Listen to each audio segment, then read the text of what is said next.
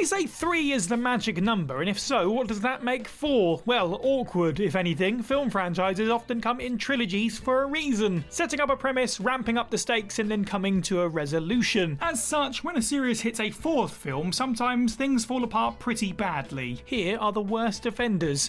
I'm Cy for WhatCulture.com, and these are 10 4th movies that ruined a great trilogy. Number 10. Alien Resurrection. Alien 3 was not the greatest film ever made. It was a decent little sci-fi movie, but it didn't quite hold up against the 2 previous Alien films. That being said, it at least tied a nice little bow around the saga. Upon finding that she is carrying the embryo of an alien queen, Ellen Ripley kills herself to destroy the unborn extraterrestrial threat. Hero and villain of the series die together in a sacrifice play from Ripley. Whatever you make of the rest of the movie, there's no denying that's poetry right there. Unfortunately, the producers would just not let sleeping xenomorphs lie, and a 4th Alien picture was released 5 years later. Instead of starting the story again with new characters, Alien Resurrection decided to dump all over the ending of that 3rd film by bringing Ripley back to life. Technically, they brought a clone of her back to life, but still the point stands. The story of Ripley was done, over, finished, finito. There was absolutely no need for an addendum to the tale, let alone one that opened the door to future terrible Alien sequels and spin-offs. Looking at you, Alien vs Predator. Number 9. Men in Black International. 10 years after its 2nd installment, the Men in Black franchise got its big finale with 2012's Men in Black 3. Will Smith's Agent J is sent back in time to prevent the premature death of his partner, Agent K. He teams up with a younger version of his friend, with Josh Brolin putting in the performance of a lifetime as a young Tommy Lee Jones. Seriously, uncanny is not the word. It was a decent movie and wrapped up things nicely, with K revealed to be an actual father figure to J. Soppy, but effective. And then they had to ruin it with this. A spin-off entitled Men in Black International was released in 2019, and it starred Chris Hemsworth and Tessa Thompson as members of the UK branch of the organisation. The old trope of relocating a sequel to England. Sadly, Blighty's fresh air and bulldog spirit couldn't produce a decent outcome for the new film. A dull plot and tiresome action sequences were nothing audiences hadn't already seen, only this time Will Smith's natural charisma wasn't there to distract them. Number 8. Rocky IV. Some people love Rocky IV, and that's absolutely fine. Dolph Lundgren looks great as Ivan Drago, and the whole US versus USSR Cold War narrative offers a bit of nostalgia for those who lived through it all. But come on, another film where Rocky fights against the odds to save the day? Give us a break. The whole formula that catapulted Sylvester Stallone to the big leagues with the first Rocky picture had run its course by the time the 4th movie hit screens in '85. Sports movies can only go in so many different directions, and by the time of Rocky IV, all of those directions appear to be montages. The main upside of Rocky IV is the death of Apollo Creed, which was not only a dramatic moment for the ages, but also set in motion the excellent Creed series of films many years later. However, did we need an entire movie to set this up? Even if you don't think Rocky IV is that bad, it still feels like a completely unnecessary inclusion to the series, which of course opened the door for Rocky V, and the less said about that the better. Number 7. Spy Kids. All the Time in the World. Whilst they're never going to win any Oscars or be preserved by Congress, the first 3 Spy Kids movies are good family fun. They're exactly what they say they are on the tin, movies about kids who are also spies. There's a lot of fun action, silly humour, and wholesome messages about the joy of family and friendship. The first 3 films follow Junie and Carmen Cortez, the titular child agent, and the children of 2 adult spies. Unfortunately, by the time the 4th movie rolled around, these child actors were, well, no longer children. Considering they were 19 and 22 years old in 2011 respectively when All the Time in the World came around, this meant the actors had to be replaced. In fact, most of the characters from the original trilogy were. Outside of the name, the 4th Spy Kids film has very little in common with those that came before it. After this release, Spy Kids fizzled out and hasn't returned since. How dare those child actors grow up? Number 6. Pirates of the Caribbean on Stranger Tides. The film series that made being drunk and English cool again, Pirates of the Caribbean exploded onto the scene in 2003 with the force of a cannonball. The casting call sheet for the film is star-studded, with Johnny Depp, Jeffrey Rush, Orlando Bloom, Keira Knightley, and so on taking key roles. This strong cast helped Pirates dominate the box office and pop culture with their first 3 releases, The Curse of the Black Pearl, Dead Man's Chest, and At World's End. To everyone's surprise, a 4th film was released in 2011, starring Depp, and well, that's about it in terms of people from the original trilogy. No Will, no Elizabeth, no Cotton's Parrot. Sure, the likes of Gibbs and Barbossa survived, but the film didn't feel right without its deep supporting cast. It felt like an add-on, and a meaningless one at that. Actually, it did have a meaning, that was to plunder the purses of our hard-earned doubloons, which is exactly what it did. Number 5. The Bourne Legacy. Call us crazy, but isn't the whole point of the Bourne franchise that it's about Jason Jason Bourne. Played by Matt Damon, Bourne is the focal point of the original 3 movies and the 5th release, which is literally just called Jason Bourne. So what about film number 4? What the hell happened here? Damon essentially refused to come back when it was revealed that Paul Greengrass wouldn't be directing, so producers needed to come up with a plan, and fast. That plan was called Jeremy Renner. The Hawkeye actor was cast as a brand new character called Aaron Cross, who was caught up in the fallout from the second Bourne movie. A very small number of characters from previous movies returned for this one, but none of them are the big ones. Sure, Renner is a star and he got some support from Rachel Weisz and Edward Norton, but the series is literally called Bourne. How can you do a Bourne movie without the Bourne? Bourne Legacy felt like a shameless cash grab. It was a fine film, but it had no right to be called what it was. Number 4, SHREK Forever After. As film trilogies for kids go, SHREK is up there with the best of them. From grumpy loner in the first film to family man hero in the third, SHREK the Ogre goes on quite the journey across the first 3 films. He also picks up some friends along the way, including a wooden puppet, a sword-fighting cat, and a talking donkey. But none of those friends are present in the 4th SHREK movie, or at least not in the way that you remember them. SHREK Forever After from 2010 is a classic character wishes they'd never been born story. SHREK makes a deal with Rumpelstiltskin, who transports him to a world where he never existed. Whilst characters like Donkey, Puss in Boots, and Fiona are in this world, they don't recognise SHREK and are basically entirely different people. The characters fans had grown to love over the years had been completely reset, making it much harder to enjoy the comedy that surrounded them. But we did get pudgy Puss in Boots, so it's not all bad. Number 3, Terminator Salvation. Much like Alien earlier on in this list, the 3rd Terminator film, Rise of the Machines, isn't as good as the 2 that came before it. To give it some credit, the first 2 Terminators are excellent. One is a slow-paced, tense pseudo-horror, whilst the other is one of the greatest action films of all time,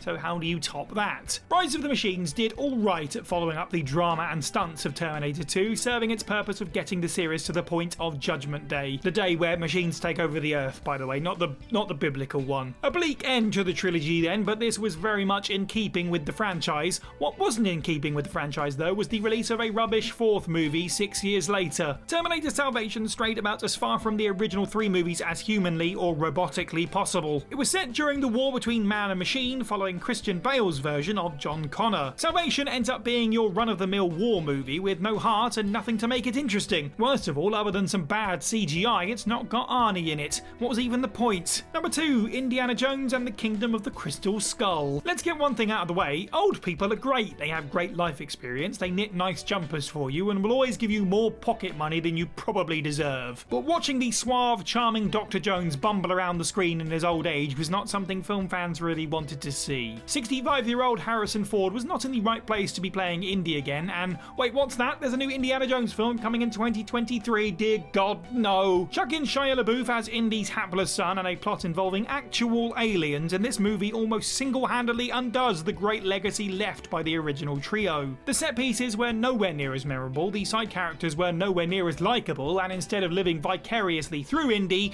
we just wanted to tuck him into bed with a nice warm cup of cocoa. Number 1, Star Wars Episode 1, The Phantom Menace. If Star Wars had ended with the original trilogy in 1983, then its place as one of the best sci-fi franchises of all time would be secure, but it didn't. It was never going to, because money. Instead, 16 years after Luke and his pals freed the forest moon of Endor, Star Wars was back with one of the most controversial films of all time. At its heart, The Phantom Menace had a good story, but it was bogged down with boring politics, endless debate scenes, and, well, Jar Jar Binks. Once the first Star Wars prequel was released, there was no turning back. Attack of the Clones was next, rendering any Star Wars fan unable to look at sand without bursting out laughing. Then came Revenge of the Sith and a lot of hard comparisons between this trilogy and the original, and it only got worse when Disney came along with the sequel trilogy, in fact. Judged on its own merit, The Phantom Menace is a bad movie. However, if you take into account all the badness it unleashed upon the world, then it's one of the greatest evils of all time. And that's the list. Let us know what you thought of this video down in the comments below. Which of these 4th movies do you hate the most? And of course, any others that we didn't include, get them right down there. Make sure you like this video, share it with your friends, subscribe and hit that notification bell. You can head over to whatculture.com for more content every day. Follow me on Twitter at Cyniac_123. I've been Cy for What Culture, and have a good week.